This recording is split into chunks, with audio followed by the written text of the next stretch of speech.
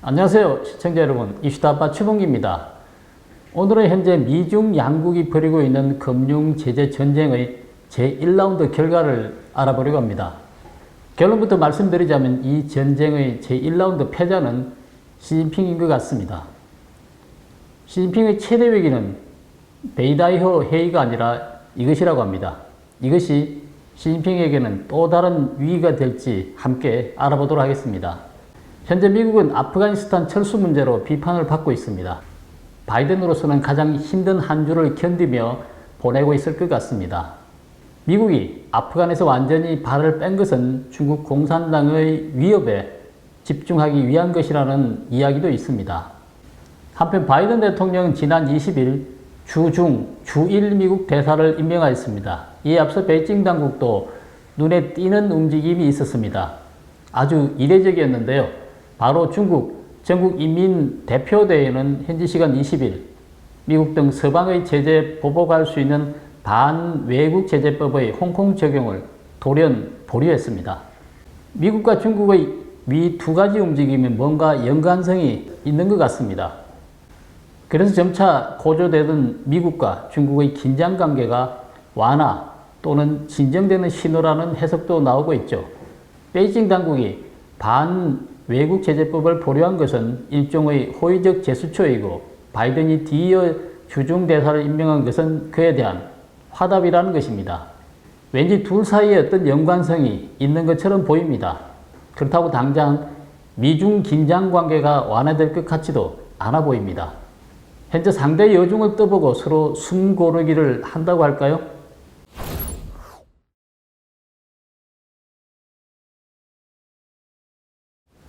먼저 베이징 당국이 반외국제재법을 보류한 데 대해 살펴보도록 하겠습니다. 지난 17일 중국 관영 매체는 전인대 상무위원회가 20일 반외국제재법을 홍콩에 적용하는 방안을 심의할 예정이라고 보도했습니다. 국제사회 이목을 끈 소식이었죠. 시진핑이 정말로 홍콩과 미국에서 금융전쟁을 벌일 태세에서 홍콩 금융기업들은 그동안 대책을 마련하느라 매우 분주했습니다. 하지만 20일 이 법안 표결은 이루어지지 않았습니다. 예상 밖의 일이 벌어졌습니다. 이날 회의에 홍콩에서는 유일하게 전인대 상무위원인 타냐오쭝이 참석했습니다. 타냐오쭝은 한 언론 인터뷰에서 반외국제재법을 홍콩에도 적용할 방침이었으나 표결을 잠시 미루고 좀 더 검토하기로 했다고 밝혔습니다. 검토 기간이 얼마나 필요한지에 대해서는 밝히지 않았습니다. 17일까지만 해도 강행할 분위기였으나 3일 후 갑자기 중단되었습니다. 마치 상대방에게 일단 살려주겠다. 대신 내가 잠시 문을 걸어 잠그고 헌법을 연구하고 나서 내 헌법이 얼마나 무서운지 보여주겠다라고 말하는 것 같습니다. 뭔가 이상하지 않습니까? 중국의 이 같은 제스처는 무엇을 의미하는 걸까요? 반외국제재법 강행에 제동이 걸린 것 같습니다. 중국의 정치 경제에 중대한 영향을 미치는 입법 과정에 개입해서 제동을 걸 수 있는 사람은 중국 최고위층밖에 없습니다. 추측컨대 17일에서 20일 사이 최고위층이 사전에 예상하지 못했거나 인지하지 못한 심상치 않은 상황이 발견됐을 가능성이 높아 보입니다. 17일부터 20일 사이에 발생한 큰 사건은 많습니다. 하지만 경제, 금융과 직결되고 또 최고위층이 나선 사건은 하나뿐이었습니다. 그것은 시진핑이 17일 중앙재경위원회 취임 자격으로 주재한 중앙재경위원회 제10차 회의입니다. 이 회의는 공동부유 촉진 문제와 중대한 금융 리스크에 대비하고 금융 안전을 보장하는 문제를 논의하는 자리였습니다. 전자는 공산당 수준의 돈이 부족하기 때문에 잘 사는 계층으로부터 돈을 빼앗아야 한다는 것이고, 후자는 가지고 있는 돈이 엉뚱한 곳으로 새거나 평가절하되는 것을 방지해야 한다는 것입니다. 반외국제재법 시행은 분명 후자, 즉 금융 리스크, 금융 안전과 직결됩니다. 중국이 만약 지난 6월 10일 통과된 이 반외국제재법을 시행한다면 미중 금융 디커플링이 가속화돼 결국 수많은 금융업체들이 신속하게 중국 시장에서 빠져나갈 것입니다. 이는 오히려 시진핑의 7상권 중 자신을 가장 심하게 다치게 하는 하나의 수가 될 것이기 때문입니다.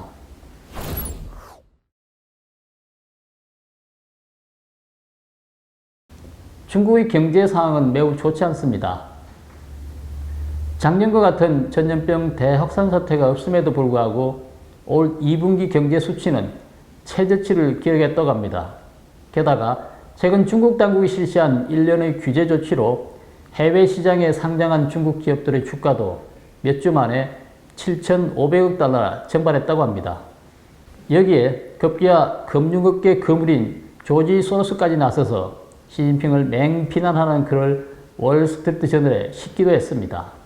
이처럼 서방 좌파가 시진핑, 즉 마오 좌파를 신랄하게 비판하는 것으로 보아 지금까지 중국의 우호적이던 월가도 드디어 자금을 옥죄기 시작했음을 짐작해야 합니다. 또 지난주에 발표된 31개 성시의 상반기 재정 수지를 보면 상하이시 한 곳만 흑자를 냈고 나머지 30개 성시는 모두 마이너스를 기록했다고 합니다. 광둥성, 푸젠성, 저장성 등 전통적으로 경제를 선도하던 지역마저 적자를 기록했다고 하죠. 이런 상황에서 예정대로 홍콩에서 반외국 제재법을 시행한다면 경제는 설상가상으로 더욱 어려운 상황을 맞게 될 것입니다. 만약 반외국 제재법이 홍콩에서 시행되면 홍콩에 있는 모든 국제은행은 양자택일을 할 수밖에 없을 것입니다. 여기서 양자택일이란 결국 미국 편을 들었다가 중국으로부터 제재를 받든지 아니면 중국 편을 들었다가 미국으로부터 제재를 받든지 둘 중 하나입니다. 현재 미국의 제재를 감수하면서까지 중공을 지지하는 금융기관은 거의 없을 것입니다. 미국의 제재를 받아 달러 체제에서 제외되는 은행은 그야말로 생명줄이 끊기는 것과 마찬가지이기 때문이죠.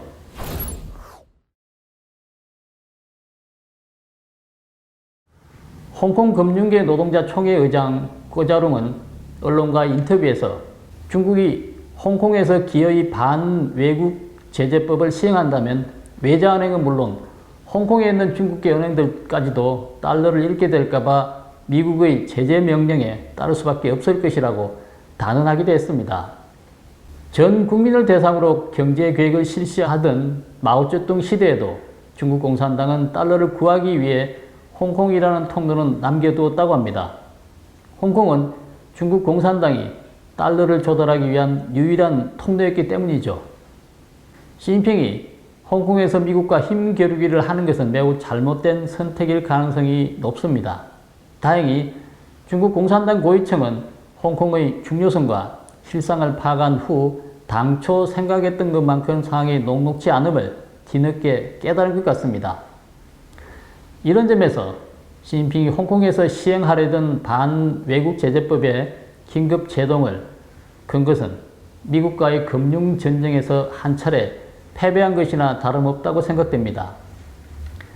현 상황에 정통한 한 전문가는 베이징 당국이 언젠가는 홍콩에서 이 법을 시행하겠지만 시행 전에 국제 자본이 빠져나가지 않도록 일부 조항을 개정할 가능성이 높다고 언론에서 밝혔습니다. 즉 제재를 해도 겁먹고 도망가는 금융기관이 없도록 해야 한다는 것입니다. 그렇다면 이른바 반외국 제재법은 현실적인 의미보다 상징적인 의미, 즉 체면 세우기 의미가 더 클 것으로 보입니다. 중국이 미국에 호의를 베푼 것이 아니라 어쩔 수 없이 패배를 인정하는 셈이죠.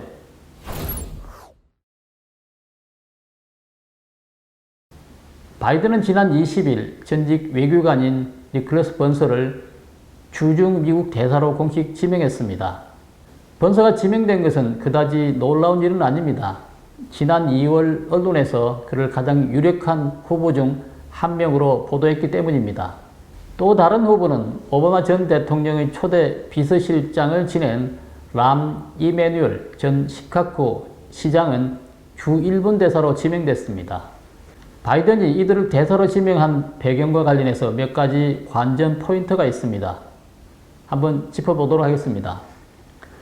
바이든이 지명한 이들 신임 대사의 이력과 성향을 보면 향후 바이든 행정부의 대중 외교 정책을 어느 정도 가름할 수가 있을 것 같습니다. 첫째, 지난 10여 년간 주중대사는 전직 정치인이 도맡아 왔습니다. 따라서 전문 외교관 출신인 번서를 지명하는 것은 그동안 관례를 깬 것입니다. 두 번째는 그동안 미중 관계에서 번서가 보인 태도입니다. 그의 태도는 다음과 같습니다. 번서는 미국이 제2차 세계대전 이후 줄곧 유지해온 인도 태평양 지역의 군사적 주도권을 중국에 양보할 수 없고, 그리고 바이든의 동맹국들과 함께 중국을 경제하는 전략을 지지하며 EU와 중국의 투자협정은 미국과 유럽을 분열시키는 전략적 오류라는 태도를 견지하고 있습니다. 다음 세 번째는 번서는 바이든의 오랜 측근이지만 중국을 잘 아는 전문가는 아니라는 점입니다. 이 점에서 번서는 친강 주미 중국 대사와 비슷합니다. 친강 역시 시진핑의 시임을 받고 있지만 미국 전문가는 아니기 때문이죠. 네 번째는 일본 주류 언론들은 이 매뉴얼이 신임 주일 미국 대사로 지명되자 미일 동맹을 강화하고 중국을 억제하기 위한 결정이라고 보고 있습니다. 이 매뉴얼은 정치권에서 람보라는 별명을 갖고 있으며 번스 대사와 함께 주중 대사로 거론된 바 있습니다.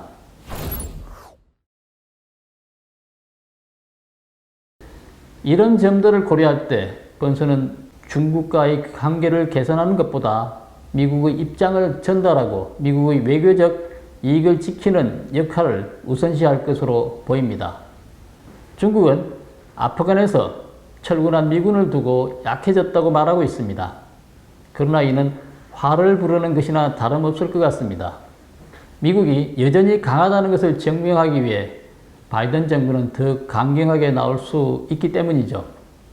결국 더 강경하게 나오도록 압박하는 작충수가 될 수 있기 때문입니다. 시진핑이 이번에 홍콩에서 한 발 물러섬으로써 스스로 약하다는 사실을 증명해 보인 것이나 다름이 없습니다. 지금 시진핑의 가장 큰 위기는 국제사회의 외교적 고립도, 국내 전염병 확산 문제도, 심지어 대만 해협과 남중국 해에서의 분쟁도 아닙니다. 국고가 바닥나고 각종 채무의 내관이 터지는 것이야말로 가장 큰 위기일 것입니다.